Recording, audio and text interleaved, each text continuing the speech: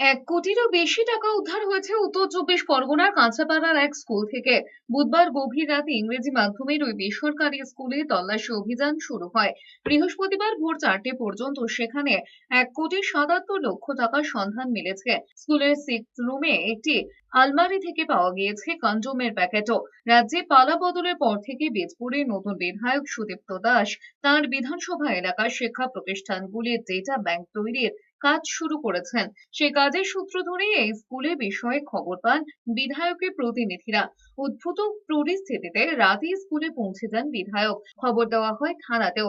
কেন্দ্রীয় বাহিনী এবং স্থানীয় থানার পুলিশও ঘটনাস্থলে পৌঁছয়।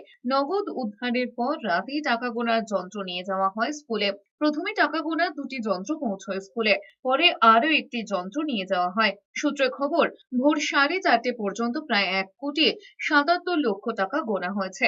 টাকা উদ্ধারের ঘটনা প্রসঙ্গে বিজেপি বিধায়ক বলেছেন, পার্থ চট্টোপাধ্যায়ের ঘর থেকে যেমন টাকা পাওয়া গিয়েছিল সেরকম টাকা। অন্যদিকে স্কুলের প্রিন্সিপাল বিকাশ চন্দ্র পালের দাবি, উদ্ধার হওয়া নগদ অর্থ স্কুলে ভর্তি বাবদ ফির টাকা।